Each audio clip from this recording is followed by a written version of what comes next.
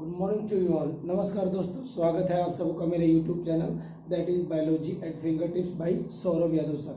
तो बेटा मैं आज लेक्चर 11th का लेके आया हूँ, यानी कि जो हमारा चल रहा था दैट मिनरल एंड न्यूट्रिशन। तो उसमें कुछ एलिमेंट्स रह गए थे जिनका फंक्शन और डिफिशियंसी मुझे बतानी थी। फॉर एग्जांपल मैंने प्रीवियस वीडियोस में कर दिया था। यहाँ पे हम लोग पढ़ेंगे पूरी तरह से। पहला होगा कॉपर, देन हम पढ़ेंगे मॉलिब्डेनम, देन हम पढ़ेंगे क्लोरीन, और लास्ट में जो थोड़ा सा पार्ट दे रखा है, शायद एनसीईआरटी में स्किप किया हुआ नहीं दे रखा है, लेकिन कभी कभार पूछ लेता है, तो मैंने निकल को भी डिस्कस कर दिया है। तो बिना टाइम वेस्ट करते हुए आते हैं पहला, दैट इज कॉपर। ओके जी, COPPER, इसको डिनोट किया जाता है Cu से। अगर आपको याद होगा जो ट्रिक हमने पढ़ी थी, किस में आएगा, मैक्रोन्यूट्रिएंट में कि मैक्रोन्यूट्रिएंट्स में, तो पीके का कौन सा मग, उसमें तो नहीं आ रहा। तो मोनी, कॉल, भुवन, फेकू, मंजन, फेकू, अगर याद होगा हमने पढ़ा था फेकू, यानी ये एक प्रकार का क्या बेटा, माइक्रो न्यूट्रिएंट। तो पहला तो यही पॉइंट होगा कि ये एक प्रकार का क्या होगा बेटा, कॉपर एक माइक्रो न्यूट्रिएंट है। अब जो दूसरा क्वेश्चन, जो मोस्ट इंपॉर्टेंट क्वेश्चन जो आस्क किया जाएगा कि ये किस फॉर्म में एब्जॉर्ब होता है इन द प्लांट्स, तो याद रखिएगा it is absorb in the form of Cu+2, जिसको हम लोग बोलते हैं बेटा क्यूप्रिक आयन। क्या बोलते हैं बेटा जी, क्यूप्रिक आयन। ध्यान से सुनिएगा, किस फॉर्म में, क्यूप्रिक आयन में फ्रॉम द सॉइल। क्योंकि बेटा दो फॉर्म होता है, देखिएगा कॉपर Cu+ और Cu+2। Cu+1 को बोलते हैं क्यूप्रस आयन, क्या बोलते हैं, क्यूप्रस आयन, और Cu+2 को बोलते हैं क्यूप्रिक आयन। तो याद रखिएगा it is absorb in the form of Cu+2, +2 का मतलब क्यूप्रिक आयन के फॉर्म में एब्जॉर्ब होता है। तो पहला तो यही है कि it is absorb in the form of Cu+2 ion. जैसा कि हमने बहुत सारी चीजें पढ़ी अबाउट आयरन, मैग्नीज, तो यहाँ पे हमने देखा कि आयरन जो होता है लगभग बहुत सारी चीजों के फोटोसिंथेसिस में, आपके क्लोरोफिल के सिंथेसिस में, रेस्पिरेशन में, बहुत सारी चीजों में मदद कर रहा था। तो सेम उसी तरह कॉपर भी बहुत सारी चीजों में, यानी कि रेस्पिरेशन में, फोटोसिंथेसिस में, अलग अलग जगहों पे इसका रोल होता है। इसीलिए जितने भी मेटाबॉलिक रिएक्शंस होते हैं प्लांट की बॉडी में, उसमें कॉपर का भी अहम योगदान होता है। तो सेकेंड पॉइंट देखेंगे, it is essential for overall metabolism in case of plants, यानी ओवरऑल मेटाबॉलिज्म की बात करेंगे तो उसमें भी कौन मदद करता है बेटा जी, कॉपर। अब अगर आपको याद होगा, हमने, मैं ऊपर वाला डिलीट करते जाता हूं क्योंकि तो हो गया, it is absorbed in the form of Cu+2 यानी क्यूप्रिक आयन, और मैक्सिमम वर्क करता है, इसीलिए बहुत सारे मेटाबॉलिक एक्टिविटी में इसका रोल होता है। ठीक, यहाँ पे अगर आपको याद होगा हमने आयरन में पढ़ा था कि आयरन के अंदर में बेसिकली इंटरचेंजेबल होता है। आयरन Fe+2 से Fe3 में कन्वर्ट हो जाता है, और Fe3 से यानी फेरस से फेरिक में, या फेरिक से फेरस में, और रिवर्सिबल रिएक्शन था। अगर आपको याद होगा ये रिएक्शन Fe+2 से कन्वर्ट हो जा रहा था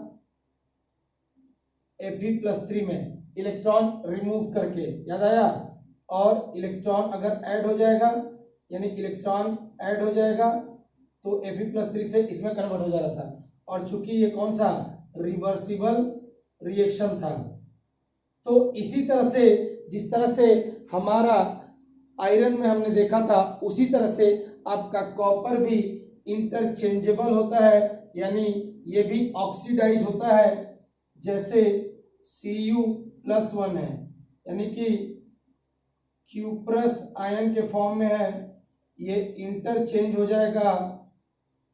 इलेक्ट्रॉन अगर रिमूव होगा तो उसको हम लोग बोलते हैं क्या बेटा, बताया था ऑक्सीडेशन। कहीं से इलेक्ट्रॉन रिमूव हो रहा है उसको बोलेंगे ऑक्सीडेशन। Cu+ से ये कन्वर्ट हो जाएगा Cu+2 में, that is cupric ion form में। ओके, बात समझ में आई। तो यही लिखा हुआ है, it is associated with certain enzyme. Certain enzymes का अगर बात करेंगे, यहाँ मैंने लिखा हुआ है that is cytochrome oxidase is a enzyme, उसके एक्टिवेशन में मदद करता है, उसको मैंने अलग से लिख लिया है। So it is associated with certain enzyme involved in the redox reaction and is reversibly oxidised from Cu+2 Cu+2 यानी Cu+ से Cu+2 में चेंज हो सकता है। जो यहाँ पे पॉइंट लिखा है बड़ा ही इंपॉर्टेंट पॉइंट है, नोट डाउन करेंगे।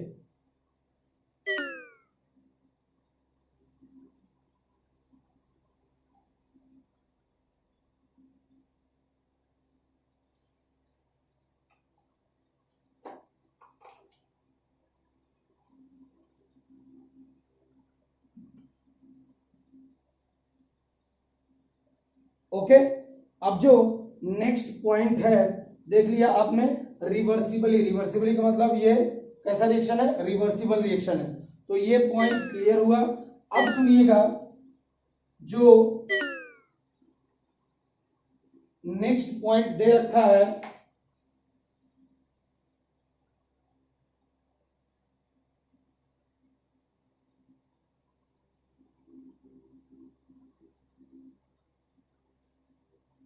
सुनिएगा जो नेक्स्ट पॉइंट दे रखा है, इट इज एसेंशियल। जो ये कॉपर होता है ये विटामिन सी के सिंथेसिस में भी मदद करता है। So it is essential for vitamin C, और विटामिन सी को हम एस्कॉर्बिक एसिड भी कहते हैं। तो ये विटामिन सी की सिंथेसिस में भी कौन मदद करता है बेटा, कॉपर का एक अहम रोल होता है। नेक्स्ट पॉइंट जो हमको पढ़ना है, ये भी डिलीट कर देता हूं। Next point, it is a constituent of plastocyanin. देखिएगा जब हम इलेक्ट्रॉन ट्रांसपोर्ट चेन पढ़ेंगे तो वहां पे कुछ क्या होते हैं बेटा, इलेक्ट्रॉन ट्रांसपोर्ट करने के लिए कुछ प्रोटीनियस पार्ट होते हैं, जिसमें एक प्लास्टोसाइनिन भी होता है।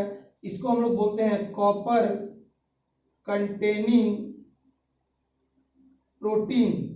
ये जो प्लास्टोसाइनिन है, P for plastocyanin and P for क्या बेटा, प्रोटीन। तो याद रखिएगा जो कॉपर होता है ये इंपॉर्टेंट कंस्टिट्यूएंट होता है प्लास्टोसाइनिन का, और ये प्लास्टोसाइनिन इज बेसिकली क्या बेटा, इलेक्ट्रॉन ट्रांसपोर्टर है। इलेक्ट्रॉन ट्रांसपोर्टर है। जब हम पढ़ेंगे इलेक्ट्रॉन ट्रांसपोर्ट चेन तो वहां पे कुछ मॉलिक्यूल्स होते हैं जो इलेक्ट्रॉन को कैरी करते हैं और ट्रांसफर करते हैं पूरे सेल मेम्ब्रेन के अंदर में, और इलेक्ट्रॉन ट्रांसपोर्ट चेन चलती है तो उसमें एक इंपॉर्टेंट प्रोटीन होता है, इंपॉर्टेंट इलेक्ट्रॉन ट्रांसपोर्टर होता है जिसको हम बोलते हैं प्लास्टोसाइनिन। वो भी उसके अंदर में भी क्या मौजूद होता है बेटा, कॉपर। सो इसीलिए बोला कॉपर कंटेनिंग प्रोटीन, तो कॉपर होगा। सो it is a constituent of plastocyanin. और जो दूसरा पॉइंट बोला था कि बहुत सारे एंजाइम्स के एक्टिवेशन में भी मदद करता है, तो याद रखिएगा सी फॉर कॉपर और सी फॉर साइटोक्रोम ऑक्सीडेज। ये जो साइटोक्रोम ऑक्सीडेज है ये एक प्रकार की एंजाइम है, इसको भी एक्टिवेट करने में कौन मदद करता है बेटा, कॉपर। और साइटोक्रोम ऑक्सीडेज के दो रूप हो सकते हैं, साइटोक्रोम ए, साइटोक्रोम A3। हम पढ़ेंगे इसको जब हम फोटोसिंथेसिस पढ़ेंगे। तो याद रखिएगा कॉपर किसमें पाया जाता है, प्लास्टोसाइनिन में, जो एक क्या बेटा, इलेक्ट्रॉन कैरियर, यानी इलेक्ट्रॉन को कैरी करके आपके इलेक्ट्रॉन ट्रांसपोर्ट चेन में ये मूवमेंट कराता है। वो उसको उसके अंदर में बेसिकली क्या मौजूद है, कॉपर, इसीलिए उसको बोलते हैं प्लास्टोसाइनिन को हम लोग बोलते हैं कॉपर कंटेनिंग प्रोटीन। और जो दूसरा है, कॉपर आल्सो एक्टिवेट करता है कुछ एंजाइम्स को, जैसे कि साइटोक्रोम ऑक्सीडेज को उसके अंदर में पाया जाता है तो उसके एक्टिवेशन में मदद करेगा। दो प्रकार का हो सकता है, cytochrome A, cytochrome A3। Okay, clear है इतनी बात है। अब जो नेक्स्ट पॉइंट है जो हमें दे रखा है अबाउट डिफिशियंसी, सुनिएगा। तो बेटा जी अगर आपको याद होगा मेरे साथ आपने लेक्चर लगाया हुआ है तो हमने पढ़ा था नेक्रोसिस। क्या पढ़ा था, नेक्रोसिस। तो याद करो नेक्रोसिस जहां पे क्या होती है बेटा, डेथ होती है, डेथ ऑफ यंग टिश्यू। याद है, death of particularly young leaf tissue जो होती है उसकी डेथ हो रही थी। तो वहां पे हमने एक ट्रिक याद की थी, कुक का मग, अगर याद होगा। ये सारे एलिमेंट्स रिस्पॉन्सिबल थे किस चीज के लिए? नेक्रोसिस के लिए। किसके लिए? नेक्रोसिस के लिए, जहां पे नई और लीफ टिश्यू की डेथ हो जाती है। उसमें था कुक, Cu मतलब क्या था बेटा? कॉपर। तो कॉपर की डेफिशिएंसी से क्या होगी बेटा? नेक्रोसिस, जहां पे नई लीफ टिश्यू की क्या हो सकती है? डेथ हो सकती है। तो पहली जो डेफिशिएंसी थी वो खत्म हो गई, that is it led to the necrosis. फिर अगर कॉपर की डिफिशियंसी होती है तो एक स्पेशल डिजीज होती है जिसको हम लोग कहते हैं ज़ैंथीमा डिजीज। ज़ैंथीमा डिजीज, और ये ज़ैंथीमा डिजीज जो ट्रीज में लगती है, जनरली अगर मान लीजिए कोई भी ट्री है, जैसे ये मान लीजिए कोई एक ट्री है, यहाँ पे फल लगा, ये मान लीजिए फ्रूट है, तो फ्रूट जुड़ा होता है मेन ब्रांच से या लीफ वाले हिस्से से यहाँ पे। तो जनरली क्या होता है, अगर यहाँ पे कॉपर जो है, कॉपर की डेफिशिएंसी हो गई, कॉपर का कंसंट्रेशन कम हो गया, तो ये फल जो होंगे वो आपके ब्रांचेस के ऊपर ज्यादा देर टिक नहीं पाएंगे और ये गिर के कहाँ जाएंगे? फल जो होगा वो गिर के नीचे आ जाएगा। फिर यहाँ पे भी है, ये भी फल गिर के क्या आ जाएगा? नीचे आ जाएगा। यानी बेसिकली अगर बोले तो फ्रूट को बियर करने की कैपेसिटी वो क्या हो जाएगी? कम हो जाती है। इसको हम लोग बोलते हैं exanthema disease. Fruit bearing capacity is reduced. Fruit को बियर करने की कैपेसिटी जो हो जाएगी वो रिड्यूस हो जाती है, इसी को बोलते हैं ज़ैंथीमा डिजीज। तो कॉपर की डिफिशियंसी से पहला निक्रोसिस हो सकता है, दूसरा ज़ैंथीमा डिजीज हो सकता है, और जो तीसरा जो हमने पढ़ा था reclamation disease of cereals and legume. एक और अगर मान लीजिए कॉपर की डेफिशिएंसी से जो तीसरी डिजीज होती है उसको हम लोग ने बोला था रिक्लेमेशन डिजीज। तो ये एक प्रकार की डिजीज है, reclamation disease of cereal crops, यानी कि व्हीट और पैडी की बात कर रहा है, एंड लेग्यूम्स। तो इस समय में अगर आपने मेरे साथ ये चीजें पढ़ी होंगी तो मैंने रिक्लेमेशन डिजीज भी पढ़ाई थी। रिक्लेमेशन का मतलब क्या होता है, चाहे सीरियल हो चाहे आपका लेग्यूम क्रॉप यानी कि मस्टर्ड वस्टर्ड हो, उनके टिप पे, जैसे मान लीजिए ये वाला इलाका है, ये टिप पोजीशन पे, ये वाला टिप पोजीशन पे, तो टिप पे जो भी लीफ होगी, ब्रांचेस होगी, वो बेसिकली क्या होगी बेटा? येलो हो जाती है। क्या हो जाती है? Yellow tip. तो ये भी येलो हो जाएगा। जो टिप पे फ्लावर होगा वो भी कैसा हो जाएगा? येलो हो जाएगा। तो येलो टिप हमने बोला था, रिक्लेमेशन का मतलब होगा बेटा टिप पोजीशन पे वो क्या हो जाएगा? येलो हो जाएगा। तो ये भी किसकी डेफिशिएंसी से होता है? तो लेग्यूम की डेफिशिएंसी से, सॉरी कॉपर की डेफिशिएंसी से ही होगा। तो जितने रोल्स हैं आपको अगर अकॉर्डिंग टू एनसीईआरटी बोलूं तो कॉपर पहला किस फॉर्म में एब्जॉर्ब होगा? Cu+2 के फॉर्म में। दूसरा हमने बोला कि जितने भी मेटाबॉलिज्म एक्टिविटीज होती है उसमें इसका रोल होता है। तीसरा हमने बोला कि जैसे आयरन का इंटरचेंज होता है वैसे ही Cu+2 और Cu+1 में इंटरचेंजेबिलिटी चलती रहती है। Cu+1 चेंज हो जाता है Cu+2 में इंटरचेंजेबली बाई ऑक्सीडेशन करके, इलेक्ट्रॉन को रिमूव करके। फिर मैंने बताया कि ये कॉपर जो होता है ये इसका बहुत ही अहम योगदान होता है during the synthesis of what? Vitamin C यानी एस्कॉर्बिक एसिड की सिंथेसिस में भी बड़ा अहम योगदान होता है। फिर मैंने बताया आप लोगों को कि बेटा जी इसका एक अहम योगदान होता है, ये एक इंपॉर्टेंट कंस्टिट्यूएंट होता है जो कि इलेक्ट्रॉन ट्रांसपोर्टर होता है, दैट इज द प्लास्टोसाइनिन। इस प्लास्टोसाइनिन में भी जो ये प्रोटीन होता है इलेक्ट्रॉन ट्रांसपोर्ट को करने के लिए एक प्रोटीन होता है, उसके अंदर में भी क्या पाया जाता है? कॉपर। और फिर बताया C for copper, C for cytochrome oxidase.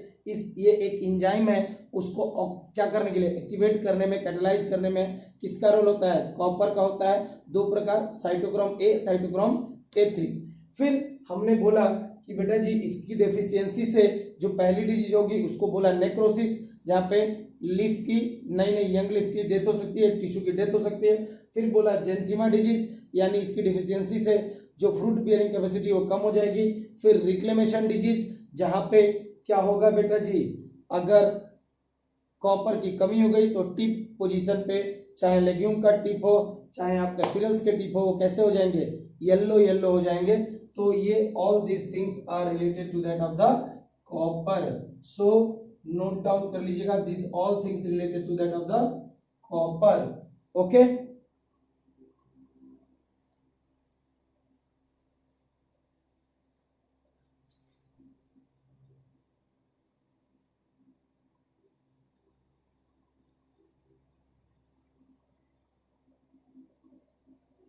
चलिए अब आ जाते हैं निकल। जो यहाँ आप देख रहे हो ध्यान से, दैट इज निकल। निकल को हम दिखाते हैं या डिनोट करते हैं Ni से, ठीक है। लेकिन निकल जो होगा ये भी डाई पॉजिटिव आयन के फॉर्म में ही एब्जॉर्ब होता है फ्रॉम द सॉइल। तो पहला तो यही है, निकल is absorbed from the soil in the form of Ni+2। निकल डाई पॉजिटिव आयन के फॉर्म में ये यूज होता है। ओके, एब्जॉर्ब होता है फ्रॉम द सॉइल से। एक ही इंपॉर्टेंस है इसका। देखिए जनरली हम क्या करते हैं, यूरिया का छिड़काव करते हैं, और यूरिया में अगर स्ट्रक्चर देखोगे NH2 C double bond O NH2, it is the structure of urea. तो सुनिएगा, ये जो निकल होता है ये एक्टिवेट करता है एक एंजाइम, जिस एंजाइम का नाम है क्या बेटा, यूरिएज। और ये यूरिएज क्या करता है, ये जो यूरिया आप डाल रहे हो, ये यूरिया उसी फॉर्म में प्लांट्स में एब्जॉर्ब नहीं हो सकती है, उसको तोड़ा जाता है किस फॉर्म में, कार्बन डाइऑक्साइड और अमोनिया में, तब वो अमोनिया के फॉर्म में एब्जॉर्ब हो जाती है इनटू द प्लांट्स। तो वो तोड़ने का काम होता है यूरिएज का, और यूरिएज को एक्टिवेट कौन करता है बेटा, निकल। तो देखिएगा, it is an activator of enzyme. ये एक्टिवेट करता है एक एंजाइम, कौन सा enzyme, urease, and this enzyme is required to split the urea, यानी ये यूरिया को स्प्लिट करेगा in plant body to obtain nitrogen. तो मैंने रिएक्शन भी लिख दिया है, ये देखिए, ये यूरिया है NH2 C double bond O NH2, it is called urea. In the presence of water, जैसे ही वाटर उससे कंबाइन होगा, और ये जो एंजाइम है इसको एक्टिवेट कौन, एंजाइम का नाम है यूरिएज। ये एक्टिवेट होगा किसके प्रेजेंस में, Nikl+2 के प्रेजेंस में यूरिएज। और जैसे ही यूरिया वाटर के साथ में कंबाइन होगा in the presence of urease, it is converted into carbon dioxide and ammonia, और ये अमोनिया के फॉर्म में एब्जॉर्ब हो सकता है इनटू द प्लांट्स। ओके, तो याद रखिएगा जो बेसिक फंक्शन है आपका निकल का, ये यही है कि ये एक्टिवेट करता है एक इम्पोर्टेंट एंजाइम को जिसका नाम है यूरिएज, और वो यूरिया को कन्वर्ट कर देता है कार्बन डाइऑक्साइड में और अमोनिया में, और यही अमोनिक फॉर्म में एमोनिफिकेशन होता है, और ये प्लांट्स इसको एब्जॉर्ब कर सकते हैं। नोट डाउन करेंगे।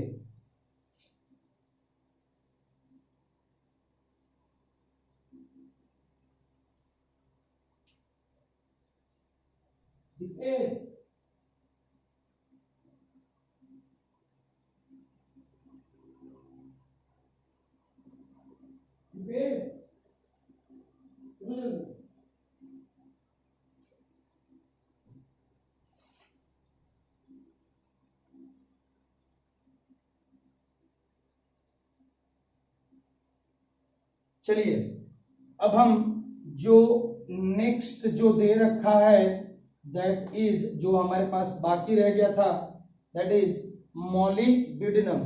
तो जो नेक्स्ट एलिमेंट है वो हम पढ़ लेते हैं मॉलिब्डिनम। तो ये भी MOLYBD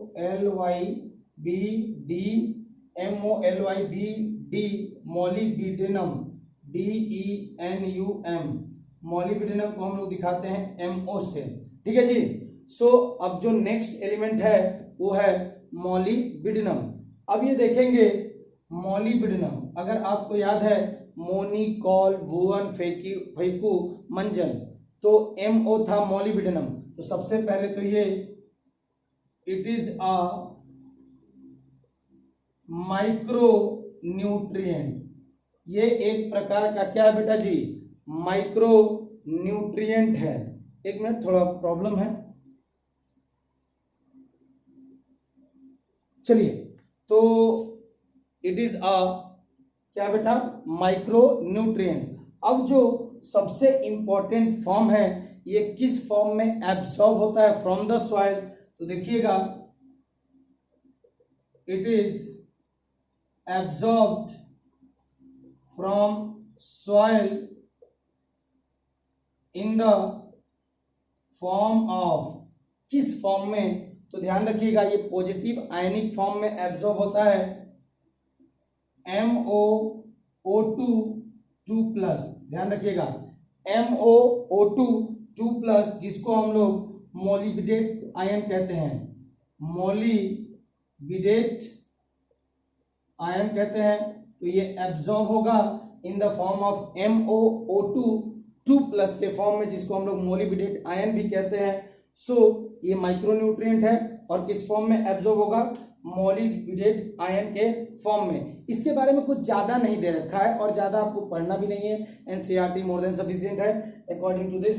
तो सुनिएगा, ये जो मोलिबिडिनम है ये एक्टिवेट करता है दो इंपॉर्टेंट एंजाइम्स को, फॉर एग्जांपल नाइट्रोजिनेज और नाइट्रेट रिडक्टेज, और ये दोनों एंजाइम्स बेसिकली मदद करती हैं नाइट्रोजन फिक्सेशन में या नाइट्रोजन मेटाबॉलिज्म के समय में। तो देख लेते हैं third, it is an important component, ये इंपॉर्टेंट कंपोनेंट है ऑफ सेवरल एंजाइम्स, यानी ये बहुत सारी एंजाइम्स के अंदर में पाया जाता है, यानी उसको एक्टिवेट करने का काम करेगा, इंक्लूडिंग पहला अगर बोले नाइट्रोजिनेज, ध्यान रखिएगा नाइट्रोजिनेज, और दूसरा है नाइट्रेट रिडक्टेज, नोट डाउन कर लीजिएगा, नाइट्रोजिनेज और nitrate reductase, both of which participate,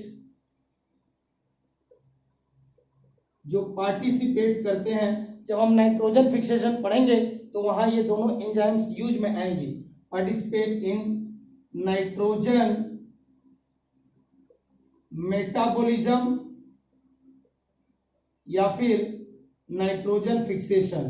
तो याद रखिएगा, ये जो मोलिबिडिनम ये एक्टिवेट करता है दो एंजाइम्स को, एक है बेटा देखो नाइट्रोजिनेज और नाइट्रेट रिडक्टेज, और किस चीज की मेटाबॉलिज्म में मदद करेगा?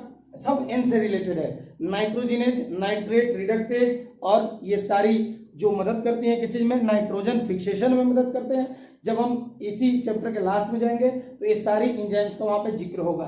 तो मोलिबिडिनम माइक्रोन्यूट्रिएंट है, किस फॉर्म में आएगा? MoO2 2+, यानी मोलिबिडेट आयन के फॉर्म में एब्जॉर्ब होगा, और ये एक्टिवेट करता है दो इंपॉर्टेंट एंजाइम्स को, जिनमें एक है नाइट्रोजिनेज और दूसरा है नाइट्रेट रिडक्टेज, और ये दोनों एंजाइम्स का अहम रोल होता है किस चीज में बेटा जी? Nitrogen fixation in case of plants, याद करिएगा। और अगर मोलिबिडिनम की डेफिशिएंसी होगी तो क्या होगा?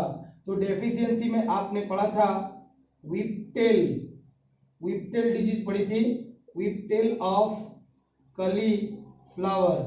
अगर याद होगा, विप्टेल का मतलब बेसिकली अगर देखें तो यंग लीफ में क्लोरोसिस हो जाएगा। जैसे मान लीजिए ये लीफ है, तो जो लीफ पूरा है, लीफ का जो मार्जिन्स होता है, यानी किनारे वाले इलाके होंगे, जैसे ये है, ये जो लीफ मार्जिन्स होती हैं, जैसे मान लीजिए लीफ मार्जिन्स, ठीक है, ये जो किनारे वाला इलाका है जिसको हम लोग लीफ मार्जिन कहते हैं, जैसे मान लीजिए ये किनारे वाला इलाका जिसको हम बोल रहे हैं लीफ मार्जिन, तो इनके अंदर में क्या हो जाती है बेटा? क्लोरोसिस हो जाएगी, और क्लोरोसिस हो जाएगी तो ये येलो हो जाएगा और समटाइम्स व्हाइट भी हो सकता है। लेकिन कभी कभार क्या होता है कि अगर मान लीजिए मोलिबिडिनम की बहुत ज्यादा डिफिशियंसी है तो पूरी लीफ ही गायब हो जाएगी, केवल क्या डेवलप होगा? केवल बीच वाला मिडरिप दिखेगा, ये ऊपर वाला जो लीफ है ये पूरी तरह से खत्म हो जाएगा, केवल आप उसमें देख पाओगे मिड रीड, ठीक है। तो व्हीप टेल का मतलब कि जनरली आपका जो कलीफ्लावर है उसकी लीफ की मार्जिन्स कैसी हो जाएंगी, येलो हो जाएंगी, या फिर कभी कभी सीवियर कंडीशन में क्या होगा, सारा लीफ गायब हो जाएगा, केवल मिड रीड आपको दिखेगा। सो इसको बोलते हैं व्हीप टेल ऑफ कलीफ्लावर, जो हम पढ़ चुके हैं। तो ये भी किसकी डिफिशियंसी की वजह से होता है, मॉलिब्डेनम की डेफिशिएंसी से होता है। तो एक ट्रिक लिख लीजिएगा मॉलिब्डेनम से रिलेटेड सारी चीजें याद करने के लिए। मंडे, डे से कुछ नहीं है, आप MO और याद कर लीजिए, MO related to that of the molybdenum, और N से सब कुछ रिलेटेड है। देखिए ये मॉलिब्डेनम एक्टिवेट करता है किसको, नाइट्रोजिनेज को, ये N, और किसको एक्टिवेट करता है, नाइट्रेट रिडक्टेज को, और ये दोनों किस चीज में इन्वॉल्व होती हैं, नाइट्रोजन फिक्सेशन में। तो याद रहेगा, मंडे से नोट डाउन कर लीजिएगा, बड़ा इंपॉर्टेंट है।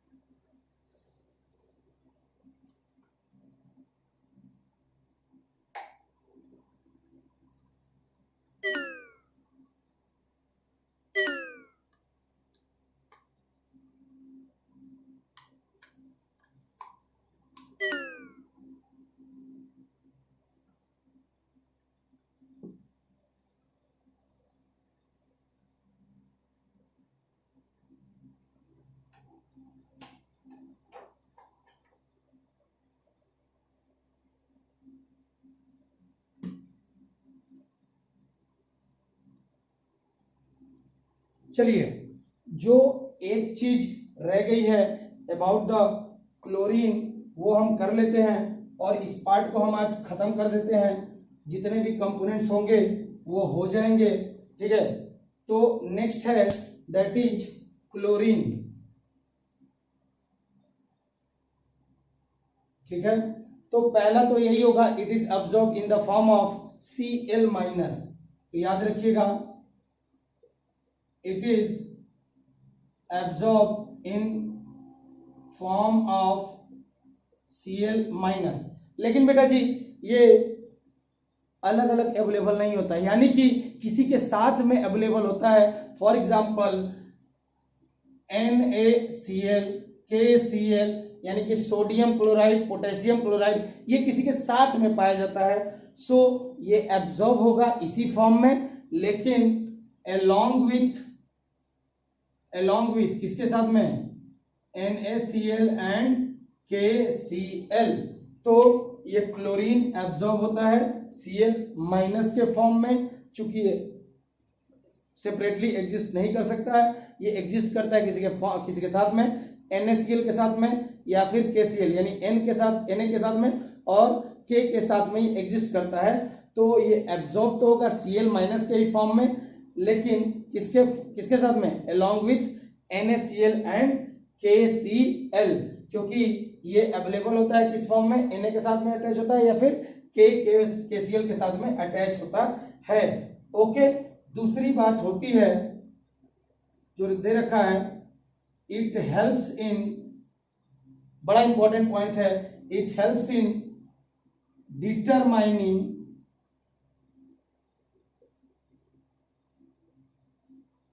solute concentration and anion cation balance in cell। देखिए जनरली क्या होता है, ये मेंटेन करता है, जब कभी भी आप पढ़ोगे सेलुलर स्ट्रक्चर तो वहां पे जनरली बात की जाती है आपका सेल मेम्ब्रेन के परमिएबिलिटी में। तो वहां पे एक स्पेसिफिक पंप होता है, जब आप नर्वस सिस्टम पढ़ोगे तो वहां पे भी एक पंप होता है जिसका नाम है सोडियम पोटेशियम पंप। तो ये पंप होता है जो, जैसे मान लो ये सेल है, ये जो डबल लेयर है ये है बेटा जी सेल मेम्ब्रेन, सुनिएगा। तो यहाँ पे जब सोडियम पोटेशियम पंप काम करता है तो ये नीचे से, यानी कि सेल के अंदर से, ये वाला इनसाइड इलाका है और ये आउटसाइड है सेल के बाहर का, ठीक है। तो अंदर से बाहर की तरफ ये जो पंप होता है सोडियम पोटेशियम पंप, ये 3 सोडियम को बाहर भेजता है और अंदर में 2 पोटेशियम अंदर आता है due to this sodium potassium pump. तो ये बेसिकली अगर आप देखोगे तो बाहर में कुछ चीज जा रही है, कुछ सॉल्यूट बाहर जा रहा है, कुछ सॉल्यूट बाहर से अंदर आ रहा है। तो ये डिटरमाइन कर रहा है सॉल्यूट कंसंट्रेशन, कहाँ पे सॉल्यूट ज्यादा है। तो आप देखोगे बाहर में 3 सोडियम कितना जा रहा है, 3 प्लस जा रहा है, और आ कितना रहा है बेटा, आ कितना रहा है, 2 ही। तो बाहर में क्या हो जाएगा बेटा, बाहर में कैसा कंसंट्रेशन होने लगेगा, पॉजिटिव। और चूंकि बाहर के कंपैरिजन में केवल 2 मॉलिक्यूल्स जा रहा है, मैंने बोला मैंने तुमको 3 रुपये दिए, वो मुझे केवल 2 ही रुपये दे रहा है, तो मैं एक लॉस में रहूंगा। तो अंदर में क्या हो रहा है बेटा, माइनस। तो आउटसाइड में जो होगा यहाँ पे पॉजिटिव मेम्ब्रेन पोटेंशियल हो रहा है सेल के बाहर में, और अंदर में क्या हो रहा है बेटा, उससे थोड़ा कम है, जिसको हम लोग बोलते हैं निगेटिव मेम्ब्रेन पोटेंशियल। तो ये जो होगा अनायन कटायन, यानी इसी तरह से कभी कभार कटायंस का भी एक्सचेंज होगा। तो देखिएगा अनायन कटायन का बैलेंस करना या फिर मेम्ब्रेन की पोटेंशियलिटी को मेंटेन करना, ये बेसिकली किसका काम होता है बेटा जी, आपके क्लोरीन का। तो जब सोडियम जा रहा है उसके साथ में क्लोरीन भी जाएगा, के उसके साथ में Cl भी आएगा, तो ऑब्वियसली ये हेल्प करता है इन मेंटेनिंग व्हाट बेटा, अनायन कटायन और solute concentration in the cell. Note down करेंगे।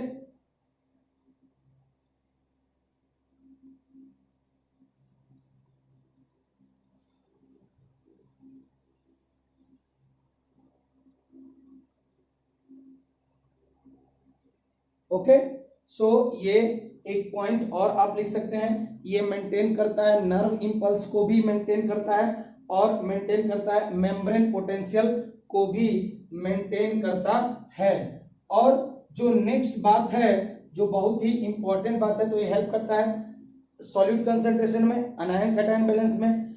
जो मैंगनीज में हमने पढ़ा था बेटा, क्या था, फोटोलाइसिस ऑफ वाटर, याद है, जहां पे H2O टूट रहा था 4H प्लस में 4 इलेक्ट्रॉन में और ऑक्सीजन, यानी यहाँ पे ऑक्सीजन इवोल्व हो रहा था।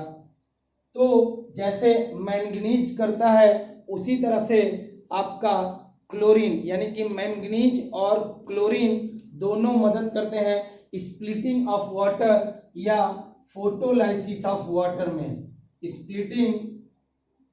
स्प्लिटिंग का मतलब ये होता है टूटना। स्प्लिटिंग ऑफ वाटर या फोटोलाइसिस ऑफ वाटर में भी एक अहम योगदान होता है किसका बेटा जी, आपके क्लोरीन का। क्या होगा, क्लोरीन का।